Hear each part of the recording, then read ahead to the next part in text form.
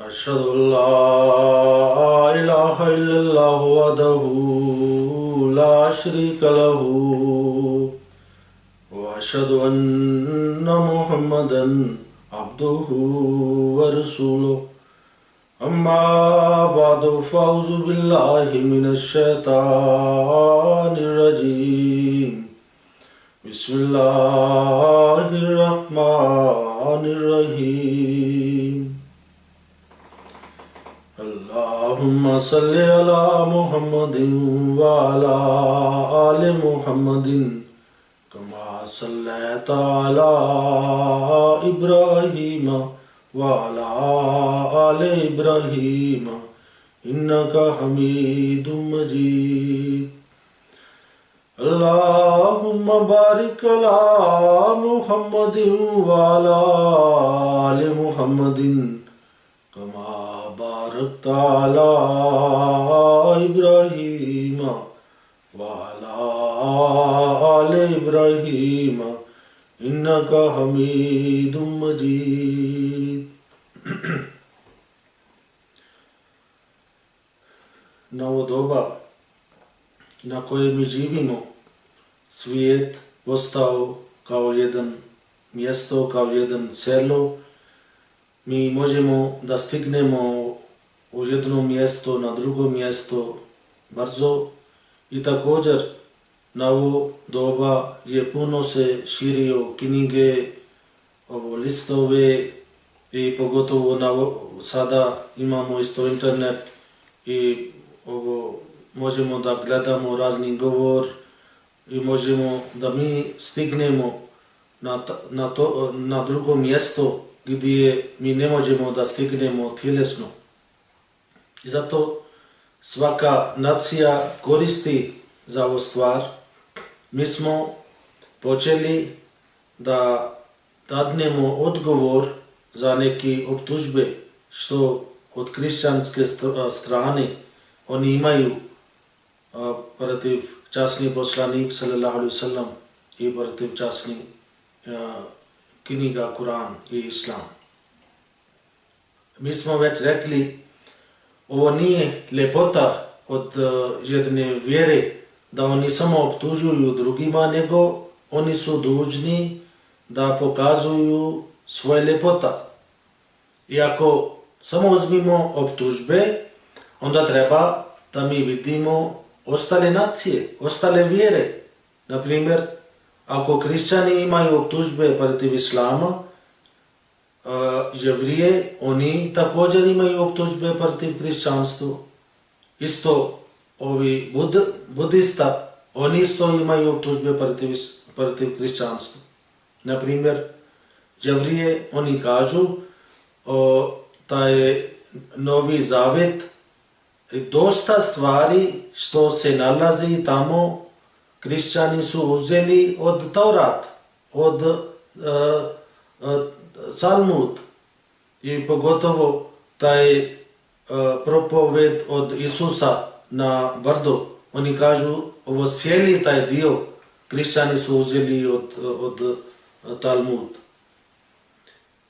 I budisti oni kažu ovo što se priča da Satan, kao mi kažemo šetan, on pokušao Isusa i ta je cijela priča, oni su rekli, ovo je uzeta od Buda. To znači, oni isto optuži da kršćani su ukrali njihove učenje. Jevrije isto optuži da kršćani ukrali njihove učenje. I umjesto da oni brani sebe, oni iste optužbe dalje širi prema islamu. Kaže se za jedan čovjek, on ukrao nekoga i poslije ljudi su skupljali da traži lopov. I taj lopov, on isto bio među njih i on isto kao da ide da ni pomaže. I vodi na isti put na koji put on otišao. I onda kaže, najvjerovatnije lopov otišao od ove strane, onda krenuo tamo, onda otišao vamo i kaže kada je lopov stigao odavde da prođe ovo vrata i onda padne dole, stvari su pali tamo i ja sam pao vamo. I to znači da sam kaže da ostali su saznali ko je ukrao. Umjesto da oni pokazuju Džabrijama i Budima da li su oni krali njihove učenje ili nisu, oni dalje optuži prema islamu. A šta se tiče Biblija, Novi Zavjet se kaže od 60 knjiga oni su odabrali ovi 4, što sada je dio kao ovo Novi Zavjet. I kako sada mi znamo od 60 knjige koji su bili ispravni i koji su bili neispravni. I oni koji su odabrali, šta je bio razlog zašto oni su odabrali ovo 4 i šta je bio razlog zašto oni su odbili 56 knjige. A također se kaže za jedna Biblija, jedna knjiga koja se zvao Barnabas i na tom bio predskazanje za dolazak časni poslanik sallallahu alejhi ve sellem i kršćani isto su odstranili taj knjiga. Isto se kaže jedan veliki kršćanski učen čovjek, kada on pročitao ova knjiga, on primio islam. I to je pisao Sel, ovo jedan komentar. I časni Kur'an, kao smo rekli, slova do slova, riječ do riječ je Božja knjiga. Sve ovo dio od Kur'ana, od početak do kraje, časni poslanik sallallahu alejhi ve sellem dobio kao objava. Nema ni jedan njegov riječ. I šta se tiče Biblija, i tamo to su pisali ljudi. I čak ovo Novi Zavjet je bila pisana poslije nekoliko vrijeme od Isusa. I isto ovo Stari Zavjet isto se kaže jednom potpuno nestao i onda ljudi su prema svoj pamet oni su napisali. I također tamo piše za Mojsija, da je poslije Mojsija on umro i tamo se nalazi njegov grob. I da li može ovo bude objava prema Mojsija, da on sam priča, poslije on je umro i ovdje nalazi njegov grob. To znači ima ogromna razlika šta se tiče Biblija i šta se tiče časni Kur'an. Časni Kur'an do dan danas postoji ista knjiga kako je bila prije 1400 godina. Nema nikakva promjena. I ovo je bio razlog zato što časni Kur'an sam tvrdio u početak. Allah rekao inna nahnu nazzalna zikra wa inna lahu lahafizun. Zaista mi smo poslali ovo spomena i mi ćemo biti čuvar za ovo spomena. Mi ćemo čuvati ova knjiga. To znači ovo Bog uzio ovo zadatak na svoje rukama kao on će čuvati učenja od časni Kur'an.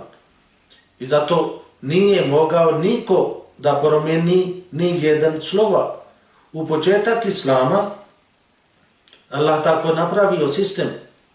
I časni poslanik sallallahu alejhi ve sellem kad god dobija objava, odmah on zove, imao 4 ljudi koji su pisali objava i onda on diktirao da ovo sada sam dobio objava i to piše.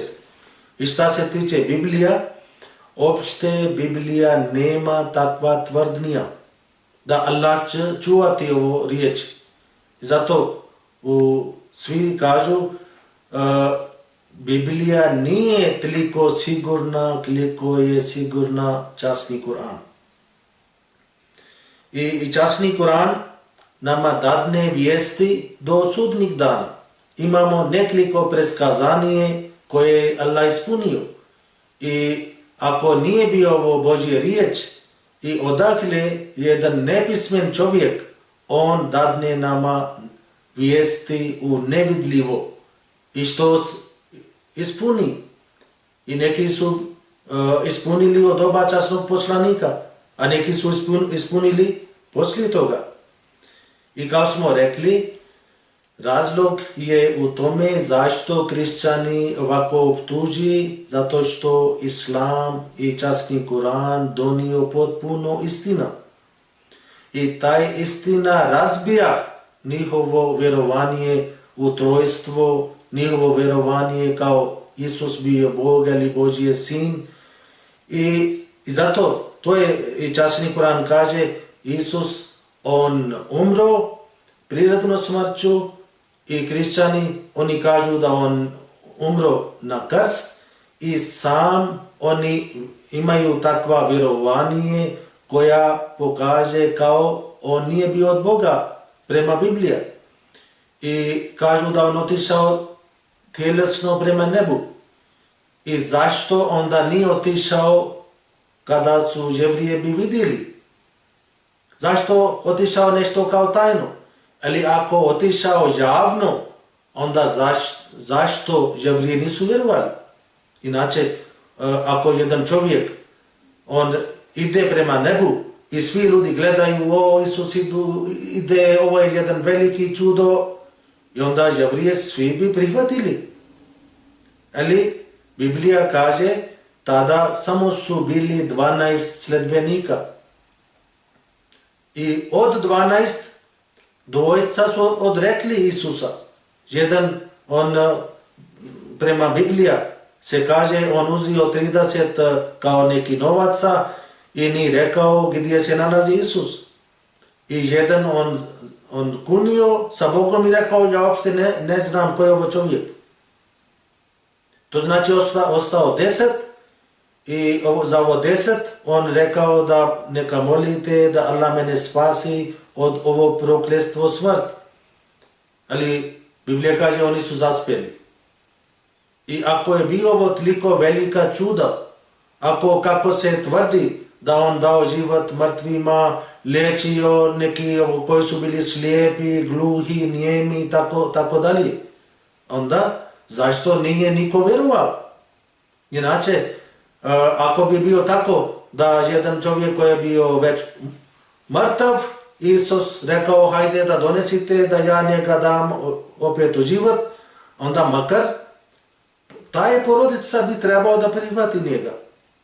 Ali nema nikakve takve priče. I to su samo oni su napravili od sebe i zato što časni Kur'an ima takve učenja koje su završene učenja. Šta se tiče učenja od Biblija, na primjer Stari Zavet kaže priča samo za osveta. Ako neko slomi vaš zub, vi treba da slomite zub, ako neko udari, onda vi treba da udarite. To znači samo osveta. I kada je došao Isus i kako se ovi riječi, inače su lepši kada se gleda da neko udari na desno, onda vi predate sebe, možete udariti na lijevo isto. I ako neko uzimate, hoćete ovo mantal, vi dajte košulje, ako neko nosite vama da idete 1 kilometar da ne mu služite besplatno, vi idete 2 kilometar. Ali to su učenje su bili za privremeno. Ovo učenje nisu bili za uvijek. Da li može na ovo doba da mi sledimo prema ovo učenje? Da li može da ako mi udarimo nekome, on kaže možete udariti na lijevo? Ako neko uzima nešto, da li možda da li ste spremni da dajete nešto više? Obrnuto, od koliko daleko kršćanske nacije, ovi sile napadaju, toliko daleko prema Irak i ostali države, Libija i svugdje. Da li ovo učenje možemo da sledimo ili ne sledimo? Ako ne sledimo, onda to znači ovi učenja su bili za neko vrijeme. I sada taj vrijeme je već prošao. Inače, ako je ovdje neko pravi toliko zločin, onda svugdje svaka država ima zatvor. Inače, ako je neko pravio neki zločin, onda bi on rekao, zato što Biblija kaže vi treba da oprostite, ja sam pogrešio i neka mene oprostite. Ali nema ni jedan država tako čini. Ako bi tako napravio, onda bi vladao nered. I zato mi kažemo, časni Kur'an sada došao da pomaže svima.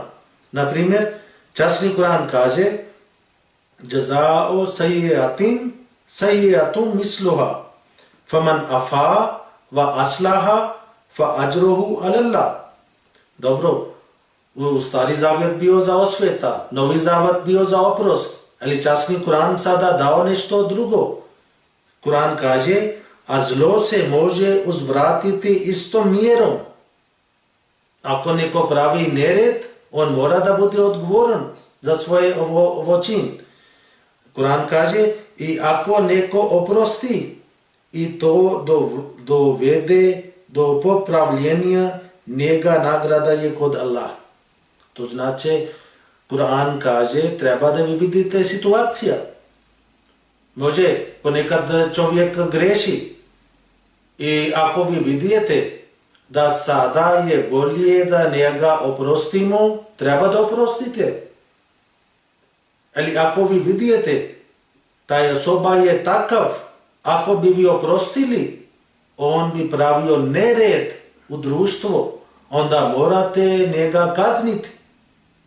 To treba da vi vidite kakva je stanje, kakva je situacija, kakva je ta osoba. Prema tome treba da vi odlučite.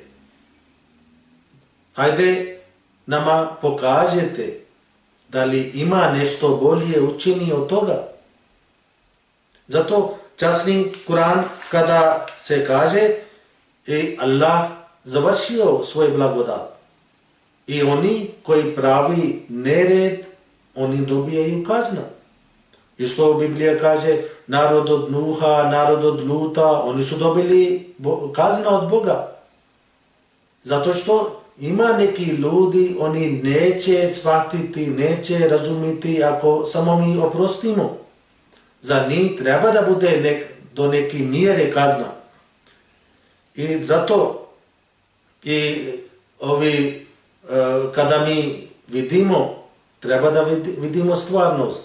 Ako vi optužite islam, onda treba da vidite kakve optužbe imate vi sami sebe od hrišćanske strane. Isto ovi Jevrije kažu, ovo što ima jedna priča u Novi Zavjet i kaže taj šetan i sotan, on nosio Isus i pokušao, oni kažu ovo je nešto kao ludilo i kada čovjek bude lud, onda njemu dolazi razni vrste mišljenja, razni vrste snova i na ovo snova on nešto ima i Jevrije kažu ovo što je rečeno vezane Isusa, ovo je nešto kao ludilo. On bio lud i nešto tako.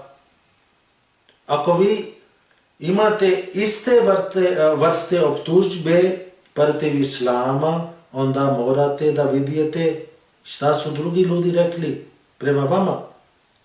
I zato islam nama kaže, islam je završena vjera. Gospodar od islama je gospodar za svih svjetova.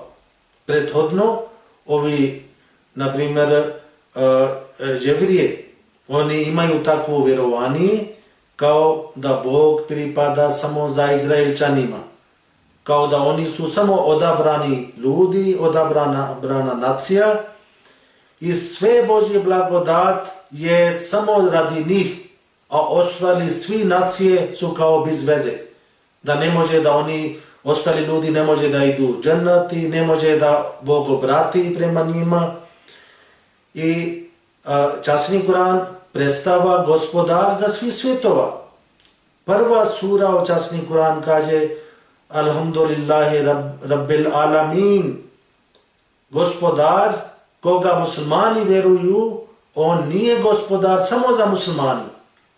Allah kaže, on je gospodar za svih svjetova.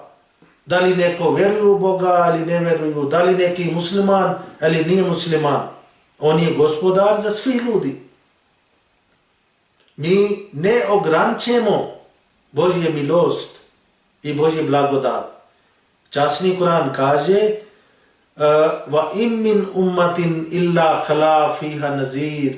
Nema ni jedan nacija, nema ni jedan narod prema kome Allah nije poslao svoje izaslanika koje bi upozorio njih.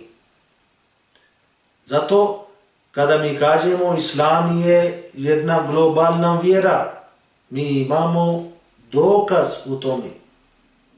Ako ste sada širili hrišćanstvo u širom svijetu, ovo je nešto drugo. Ali šta se tiče učenja od Isusa, on vama je zabranio. On rekao, ja nisam poslan osim izgubljene ovce Izraela.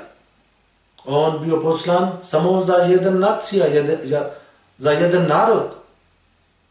I kao isto časni Kur'an rekao, Varsulan ila ban Israil, on bio poslanik prema Izraelčanima. To znači, Biblija ne tvrdi da taj poruka je za cijeli svijet, ali za cijeli čovječanstvo. Časni Kur'an tvrdi, časni Kur'an kaže, Kul ja ayyuhan naso, inni rasulullahi lakum džemija. O poslaniče, proglasi, ja sam svima Allahov poslanik. I ako mi nešto tvrdimo, mi moramo da imamo dokaz od svoje knjize. Ne možete vi tvrditi od sebe, knjiga priča nešto drugo. I zato, kada se mi pričamo za Islam, onda mi treba da pričamo od Božje riječi, časni Kur'an. I vi treba da pokažete iz Biblije. I u doba Isusa, taj vjerovanje, trojstvo ili takvi Božje sin i takve stvari uopšte nisu bili među hrišćanima. Ovo vjerovanje je donio među hrišćanima sveti Pavle. U doba Isusa taj čovjek bio protiv Isus, ali poslije on rekao da on došao meni na snu i tako dalje i poslije on promijenio ovo vjerovanje. On bio izruk za ovo sve dogme što hrišćani sada imaju. Ali te stvari uopšte nema logika. Prethodne religije, na primjer Jevrije, oni uopšte nisu znali u tome i Stari Zavjet ne priča o tome i zato što ovo sve stvari su promenili i on počeo od Damaskus, tamo o Sveti Pavle, on počeo svoje takve vjerovanje i zato bio isto preskazanje istočno Damaskus će doći na zadnji doba opet Isus, ali na drugi form, ali kao neka druga osoba i on će doći na isti način koja će otkloniti. Mi kao muslimani, mi vjerujemo ovo što hrišćani sada vjeruju, ovo su neke optužbe na Isusa. I Islam došao da otkloni ovo optužbe od Isusa. I tako je Islam činio, napravio. I sada, i kao smo prije pričali, razlog zašto oni tako pričaju protiv Islama i oni boji. I, na primjer, Jevrije kao oni vjeruju da samo Božja objava pripada njima i zato oni ne voli da mi imamo takvo vjerovanje da časni poslanik sallallahu alejhi ve sellem dobio objava, časni Kur'an je Božje riječi i zato imaju oni ogromno optužbe protiv Islama ali među hrišćanima su bili neki pisaca koji su također, oni su pisali nešto lijepo prema časni poslanik sallallahu alejhi ve sellem i čak isto neki su rekli da časni Kur'an je ista knjiga kako je bio objavljena od doba časnih poslanika sallallahu alejhi ve sellem. Sada ćemo objasniti također neke optužbe, neke stvari koje su oni donijeli protiv časnih poslanik sallallahu alejhi ve sellem. Islam počeo kada časni poslanik sallallahu alejhi ve sellem ispunio svoje 40 godina, a prije toga cijeli svoj život i poslanik on bio kao jedan primjer za svoje društvo. Svi su njega rekli on je iskren, on je istinit i on ne laže i on je najbolji među nama i volio da obožava Boga i nikad učestvovao sa drugim Arapima kako oni su obožavali kipovima. Nema ni jedan događaj, nema ni jedan primjer da časni poslanik sallallahu alejhi ve sellem prije poslanstvo družio sa tom društvom koji su obožavali kipovi. Nego otišao sami u pećine Hira i tamo je boravio nekoliko dana i tamo on samo obožavao i otišao, nosio neka hrana sa sobom i tamo je onda počeo samo da obožava Boga, da moli za ovo svoje društvo, za voli čovječanstvo i tada jedan dan se pojavio anđeo, ili mi kažemo Melek Džibrail i sa Božjim porukom. I ima neki hadis, neki preskazanje, ali kršćani oni uzimaju takvi preskazanje koje njih odgovara. I neće uzimaju ako imaju nešto drugo koje daju bolje tumačenje. Ali kao musliman za nas je na prvo mjesto je Božja riječ, časni Kur'an. I časni Kur'an nema nekakva promjena. Ovo je autentični riječi i na drugo mjesto dolazi sunnet, praksa od poslanika i onda na treće mjesto hadis. Iako je jedan hadis bude protiv učeni, protiv časni Kur'an, to znači ovo nije riječ od poslanika.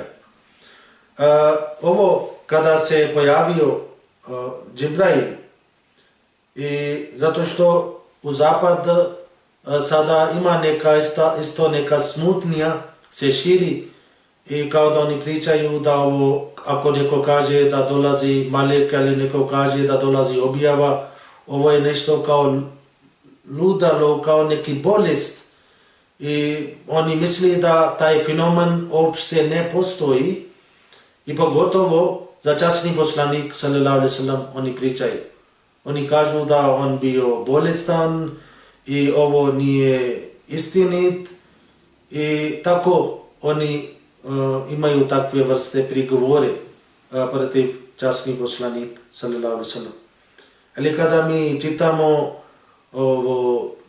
časni Kur'an, kada mi vidimo život od časnog poslanika i poslije toga kada mi vidimo kako je on uspio, kako je njegova poruka širio toliko brzo u širom svijetu, to se onda pokazuje da ovi optužbe, ovi prigovore nemaju nikakva osnova. Ovdje ja ću prvo da čitam taj događaj. Hazreti Ajša radijallahu anha, ona prenesi kada je časni poslanik sallallahu alejhi ve sellem dobio prva objava, kako je to bio. I ona kaže, i Melek mu je došao i rekao, ja malo skraćem, ne čitam. I onda on rekao, ikra, to znači čitaj. Poslanik odgovorio, ma ana bekarijen, ne znam čitati.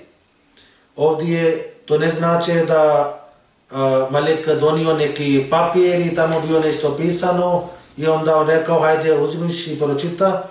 Ikra ima više značenje, jedan značenje isto je kao da ponavljaš. Šta ja govorim, ti samo ponavljaš. I časni poslanik rekao, ne znam čitati, odgovorio je Muhammed sallallahu alejhi ve sellem. Zatim mu je uzeo k sebe, pričao je on i stisnao toliko da mu je muka spopala, a potom pustio i rekao, čitaj. To znači ovako on kao da zagrlio, toliko tisnio i njemu bio teško, jednom držio, opet pustio i opet rekao ikra. To znači hajde ponavljaš. I drugi put poslanik onda rekao, ne znam čitati. I Malik opet isto se radio, stisnio sebe k sebe i opet kada je bio teško za poslanik, on napustio. Kada, na primjer, nekome tisne toliko jestuk, onda njemu bude teško. I opet rekao čitaj i poslanik odgovorio, ne znam čitati, i ovdje su sada riječ od poslanika, i rekao ne znam čitati i rekao sam. A on mi opet uzio i po treći put stignuo, popusti i reče čitaj u ime tvog gospodara koji je sve stvorio je čovjek od ugruška. Čitaj, a to je gospodar je najplemeniti. Ovo je prva objava koja je časni poslanik sallallahu alejhi ve sellem dobio. I potom se Allah poslanik sallallahu alejhi ve sellem vratio, srce mu je jako lopalo, unišao je Hatidži ibn Hutejleb radijallahu anha i rekao, pokrijete me. To znači poslanik sallallahu alejhi ve sellem tada se strahovao i šta je bio i ovdje zapadni pisavci oni kažu i poslanik kada je otišao i rekao pokrijete me, oni kažu ovo je sigurno ovo bio neki bolest i zato je on tako to radio, ali oni nisu shvatili da je časni poslanik sallallahu alejhi ve sellem on bio taka ponizna osoba i takve osobe kada dobijaju neki čast ili veličanstvenost i taj isto na druge strane ovo bio jedan veliki odgovornost. I zato poslanik sallallahu alejhi ve sellem tada rekao da ne znam čitati, kao da jedan čovjek hoće da pokaže da ja kao sebe ne smatram nešto. I zato je poslanik sallallahu alejhi ve sellem tako rekao. Inače, ako je bio ovo bolest i na ovo doba, ako je neko bude lud ili neko tako, i ako ide kod ljekar, da li ljekar pita od kućani, da li on tražio da pokrijete njega, ako je to baš neki dokaz ili znak za neki bolest. Ne, ovo samo zato što ovo bio jedan veliki stvar. I kada jedan rob, jedan čovjek, on dobiva objava riječ, Božje riječi, veliki odgovornost, to treba da ako čovjek je iskren, on mora da se imaju strah. I potom se kaže da Hazrat Ajša radijallahu anha, to je priča od Hazrat Ajša, ona kaže i Hadidža radijallahu anha i vodila poslanika kod svoje jedan od porodica Varka bin Nofel i tako se kaže ne boj se i kada ovdje sada riječ od poslanik rekao bojim se za sebe i ne Boga mi reče Hatidža, Allah te neće nikada poniziti jer ti obilaziš rodbinu, to znači ti praviš rodbinske veze, pomažeš siročad i siromahe i gosto ljubavi si i na strani si oni koji zastupaju istinu. Tada je Hatidža radijallahu anha odvela svome amidžiću Varki bin Nofel i kada je ona pričala sa njega, on pitao od poslanik šta je dešava i šta je bilo i časni poslanik sallallahu alejhi ve sellem kada je pričao cijela priča, on rekao ovo je isti Malik koji se pojavio kod Musa alejhi i rekao ja se bojim da tvoj narod će tebe istirati odavde. I poslanik njemu bio toliko čudno i on rekao da li oni će mene istirati? I taj Varka bin Nofer rekao ovo poruka što si ti dobio nema ni jedan poslanika prije tebe koje kad dobio njihove narod su tako ponašali prema njima. I čak rekao ako bi ja bio živ ja bi tebe pomagao, ja bi stojio na tvojoj strani.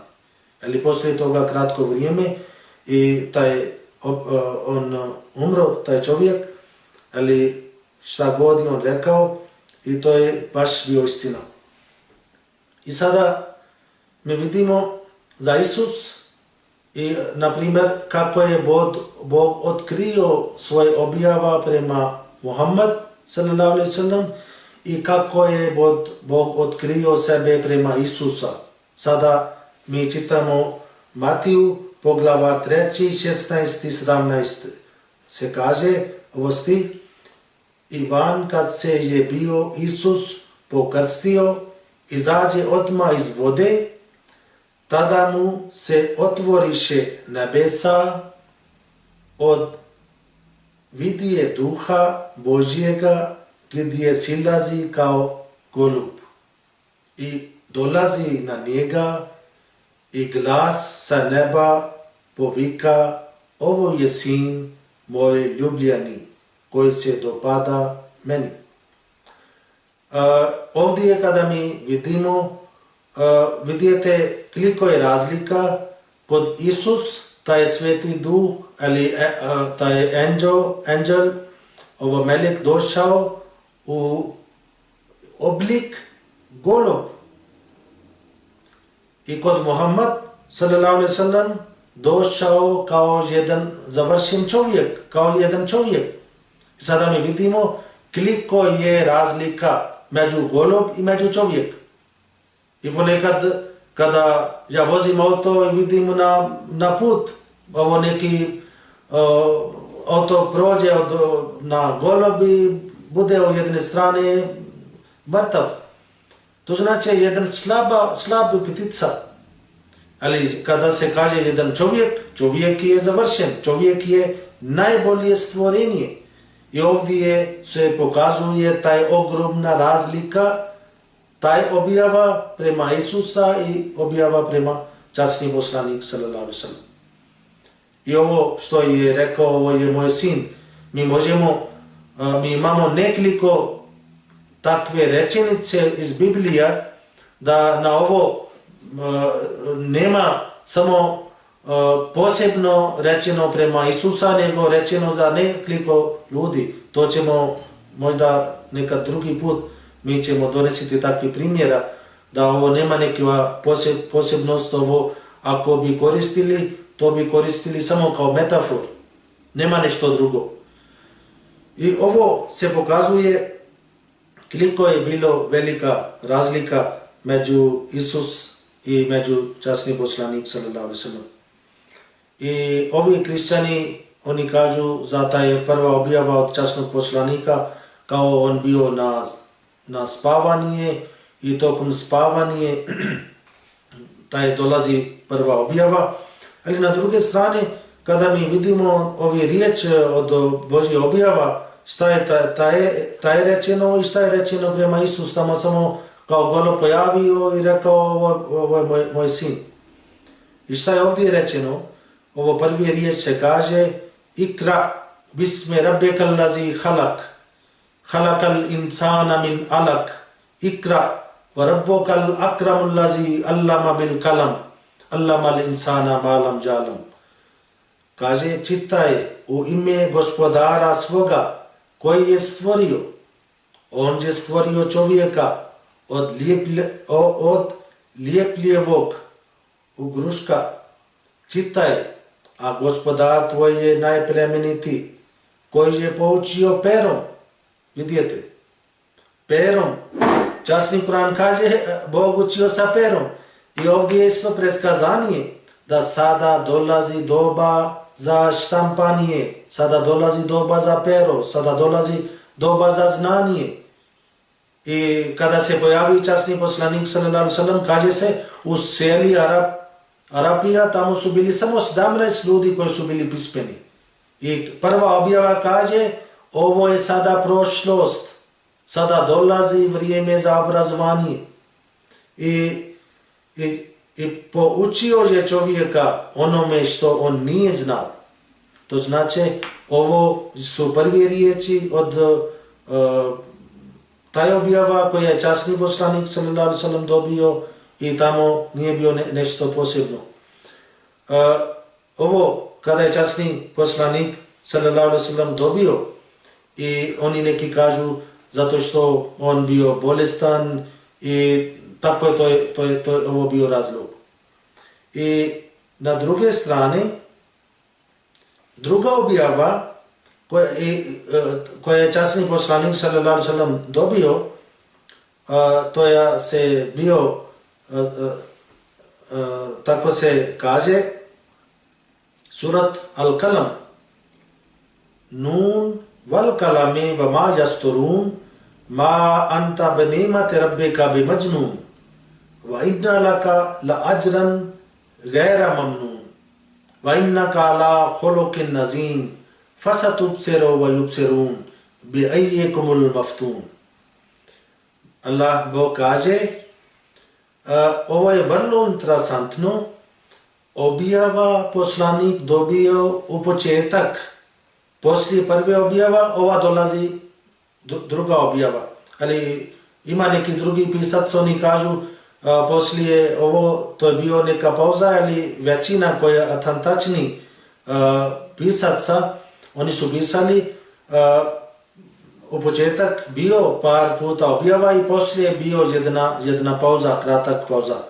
I za taj pauza isto se oni imaju dosta optužbe. Ovdje Allah kaže Nun, tintarnica, tako mi pera i onoga što oni pišu. Ti nisi milošću gospodara svoga lud. Subhanallah. Još poslanik nije donio svoje poslanstvo. Još nije počeo da širi svoje poruka. I Allah kaže, a ti nisi milošću gospodara svoga lud. Još ljudi nisu rekli da ti si lud. Još nisu rekli. Ali gospodar svih svjetova koji je znao nevidljivo stvari, koji je znao da poslije toga dolazi vrijeme da kršćani i neprijatelje tvoje, oni će koristiti ovo tintarnica, oni će koristiti pero protiv tebe, oni će reći ti si lud. Ali Allah prije odgovorio, dok nije došao optužba, Allah kaže, ti nisi milošću gospodara svoga lud, zato što ovi koji su ludi, lud čovjek ne radi bez veze. On ne dobi nikakva nagrada. Ljudi, ako je jedan lud, on može da tvrdi šta god on hoće. Može da on kaže, ja sam kralj svih svetova, ja sam najbogatiji čovjek. Ljudi bi samo malo smijeli, ali pustili njega. Ali Allah kaže, ti nisi lud. Zašto nisi lud? A sigurno je za tebe nagrada neprekidna. Toliko ću tebe dati nagrada koja neće imati kraj. A za jedan lud čovjek, on ne dobi nikakva nagrada. I ti neosumnjivo posjeduješ visoke moralne odlike, a ti ćeš uskoro vidjeti, a i oni će vidjeti koji od vas lud. Surat Al-Kalam, ajet 1-7. Ovo su Božje riječi. I ovo pravi kao čudo. Da oni su donijeli poslije toga ovi optužbe i Bog odgovorio prije toga. I kao smo rekli, od prva objava pokazuje da sada dolazi doba za obrazovanje. I kada mi vidimo istorija, ovo Evropa, što je bogati sada sa znanjem, izvor oni su dobili od Islama. Taj izvor prema Evropi je došao od Španije. Španija je dobio od Islama. I ovo svi se dešavao poslije kada je, ako muslimani ne bi dobili pobjeda nad Maka, onda Islam ne bi pobjedio. I kada je Maka bio muslimani su pobjedili nad Maka, onda cijela Arabija, onda Sirija, Irak, Iran, ostali države, onda poruka Islama stigao do Španije i Španija bio na vrh šta se tiče medicine, ostali svi znani. I muslimani su ti koji su tada isto prevodili knjige od grčki jeziki, filosofija. I sve stvari, sve znanje došao u Europa od Islama, od muslimana. I sada, na primjer, ovo bio drugi svjetski rat i ovo suština nije donio neka velika promjena. Nauka je već bio prije i isto se napredovao, da li bi bio rat ili ne bi bio rat, nauka bi napredovala. I ovo,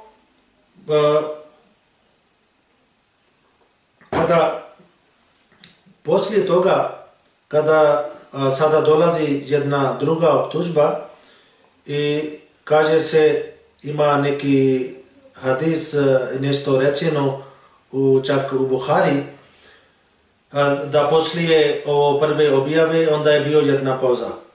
Jedno vrijeme časni poslanik sallallahu alejhi ve sellem nije dobio jedna objava i onda se kršćani optužuju i kada je taka bio pauza i Muhammad sallallahu alejhi ve sellem on pokušao se ubiti nekoliko puta. I prvo ja čitam ovo riječi, hadisi,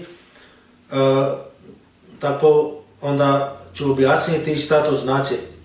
Kažu, nakon nekoliko dana Varka je umro i Božje objava također je prestao na neko vrijeme. Ali ja sam već rekao, ovo nije bio odmah poslije prve objave, nego poslije toga bio surat Al-Kalam i poslije toga bio taj ovo prekid.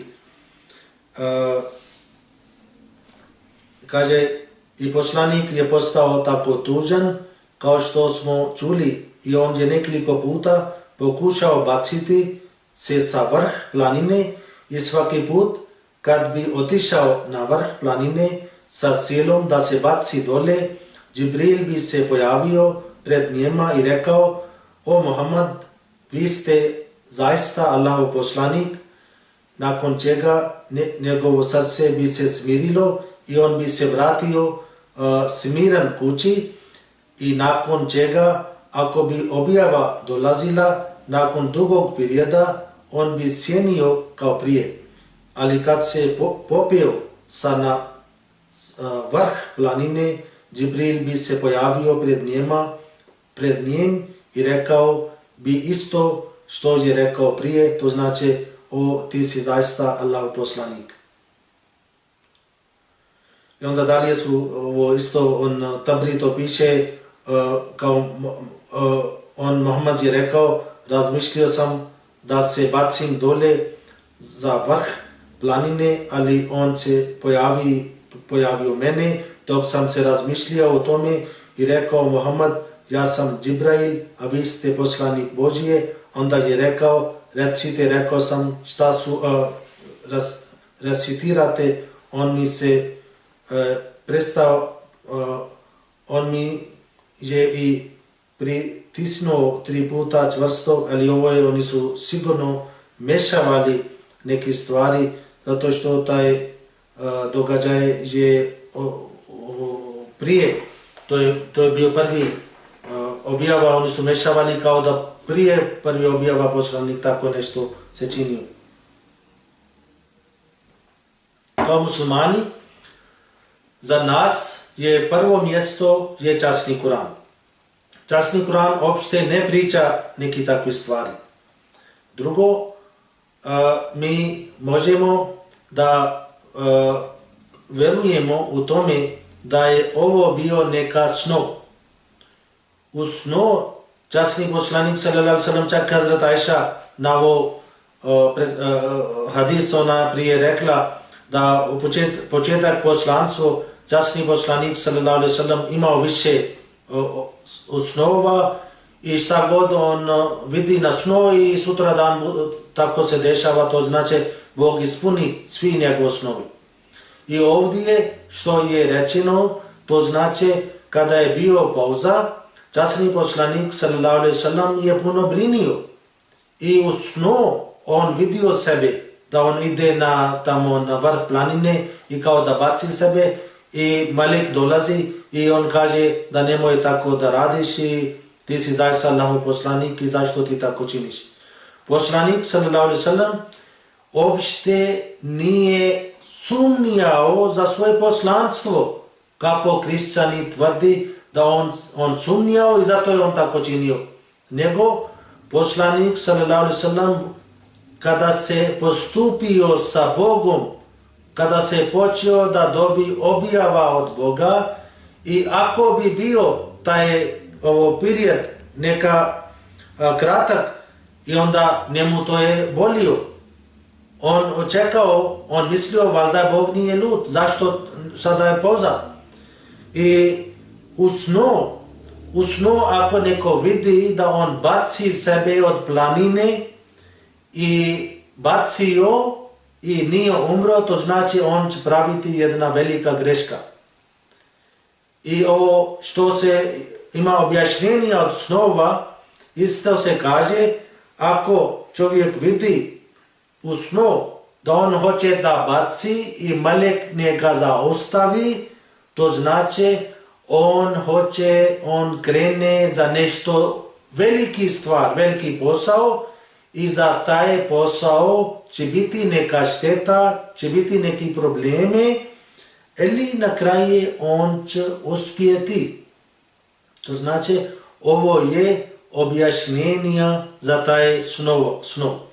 Ali ako bi mi uzeli ovo doslovno, onda to ne znači da je, kao sam objasnio, da je Bog bio lud na poslanik, nego ovdje to znači da časni poslanik sallallahu alejhi ve sellem toliko volio Boga da on nije mogao da živi bez njegov objava. I kao sam rekao, u časnom Kur'anu uopšte ne postoji takve neke stvari. I mi ne, ako ima neka optužba protiv Kur'ana, onda mi damo odgovor. Imam Ibn Hajar, on na svoje knjize Fatah al-Bari, on rekao, to je prva tom i 37. strana, on rekao i ovo pauza bio samo jedno kratko vrijeme, nije bio toliko dugo.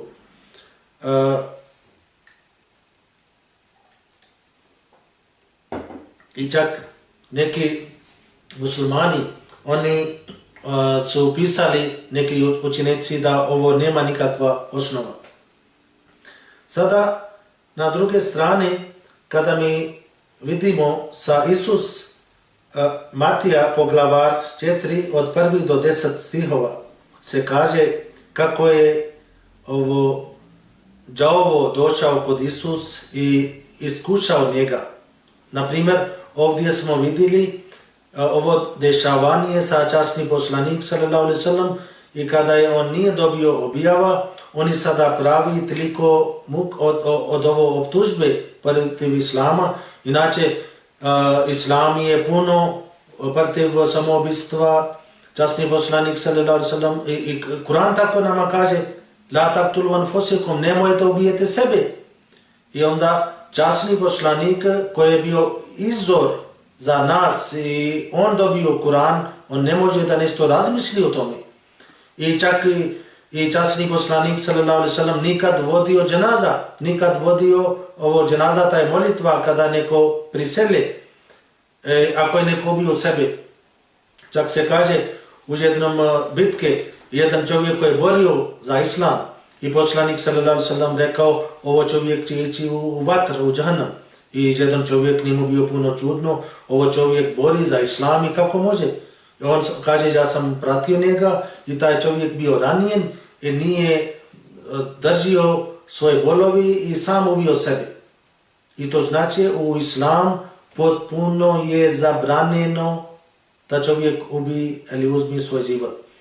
I sada ovdje Biblija kaže tada Isusa odvede duh u pustinju da ga kuša đavao, to znači đavao došao kod Isusa da iskuše. I tamo je bio došao Džibrail kod Muhammada i kaže ne brini, tamo nije došao đavao nego došao melek. I kod Isus došao đavao. I tada Isusa odvede duh u pustinju pa ga kuša đavao. Postio se 40 dana i 40 noći, tada ogladnija. Onda pristupi ka njemu kušači i reče, ako si sin Božje, zapovjedi da ovo kamen postane kruh. Sada ovo šetan, ali kako se kršćani kažu, đava priča sa Isus. I đavo kaže, ako si sin Božje, zapovjedi da ovo kamen postane kruh.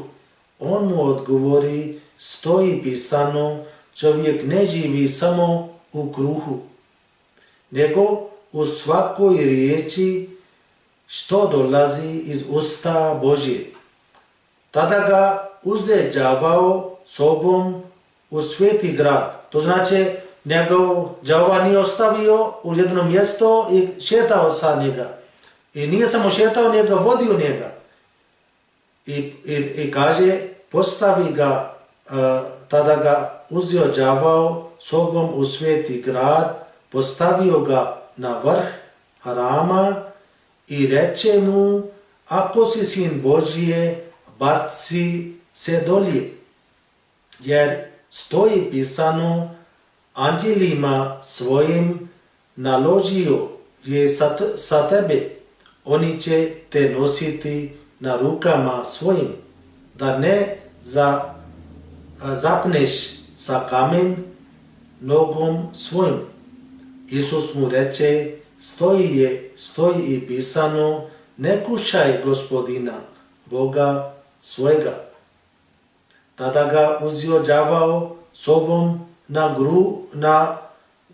gru vrlo visoko, tamo mu pokaza sva kraljestva svijeta sa krastom njihovom i reče mu, sve ovo daću tebi ako padneš nečice i pokloniš mi se. To znači, kaže, sve ovo kraljestvo tebe poklonim i samo ti slediš mene. I tada mu zapovjedi Isus, odstupi Sotonu, stoji pisano, Gospodinu, Bogu svojem, klanjaj se i njemu jedino služi. Vidite kako može da Isus, koga vi smatrate Bog ili Božji je sin, i kod njega dolazi ovo đavao. I da li može da on slijedi đavao i ide sa njim, kao na primjer ako jedan beba on uzmi ruka od neki stari čovjek i gdje on vodi, on samo ide sa njim. I Isus, kod njega dolazi đavao i pokuša njega, i na druge strane ovo što vi optužite časni poslanik Islama, i kao smo rekli, ovo je bio neka vizija. I mi smo objasnili od taj vizija šta to znači. I tamo dolazi Melek Džibrail. I Džibrail dolazi kao jedan čovjek. I tamo dolazi Melek, ovdje dolazi đava. I što to se pokazuje ovo je bio ogromna razlika među ovo dvije poslanika. Jedan dolazio je za jedan nacija, za jedan narod, njegova poruka bio samo za određeno vrijeme i na ovo doba mi ne možemo da slijedimo učenje od Biblija. I ako ne možemo da slijedimo, onda šta imamo korist od ovo učenja? I časni Kur'an ima takve učenja koja daju objašnjenja za svake doba, za svake situacija. I zato je časni Kur'an kada tvrdi da al-yawma akmaltu lakum dinakum wa atmamtu alaykum ni'mati, danas ja sam završio vaš vjera i potpunio svoj blagodat prema vama i Islam odabirao sam kao vjera za vas. I Islam kada nešto tvrdi, onda ima dokaza, ima argumenata. Ako vi nešto tvrdite, nemate argumenata. I taj tvrdnja imate od sebe. I ne može da Božje riječ bude toliko slab da čovjek pomaže Boga. Nego da Božje riječ treba da bude toliko dovoljno za sebe da objasni sam sebe. Da ne treba da čovjek pomaže Boga. I tako Islam je završena vjera i časni poslanik sallallahu alejhi ve sellem je završen poslanik. I on je sada poslanik za svi nacije. I zato kada mi vidimo Islam u početak i čak i kršćani, oni neki njihovi pisaca, oni su vjerovali u doba poslanika, među kršćanima je širio isto kao mnogo božaca. Oni su vjerovali nešto drugo. Nisu obožavali Boga. Vjerovali si kipovi ovako kako sada oni traži pomoć od sin Boga ili njegova majka. I Islam je takav vjera koja otklonio od ove optužbe. On otklonio ove optužbe od Isusa. Isus bio Božji rob i Božji poslanik. On moli od Boga. On nije bio Božji sin, kako vi tvrdite. I Islam je završena vjera i inšallah ovo smo objasnili, ovo danas, ovo dva optužbe na časni poslanik i kao vezani prva objava koje oni kažu da on bio neozbiljna bolestan. Ovo je, ako je bio bolestan i ako on nije bio jedan zdrav čovjek, onda Allah kaže odakle on dobio Božje potpora, odakle on dobio taj nagrada. Jedan lud čovjek ne dobio nekakva nagrada.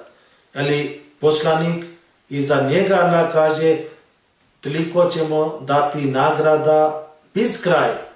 I ovo je njegova nagrada, da njegova vjera je završena i njegove sledbenici će stojiti i biti ogromno broj do sudnjeg dana.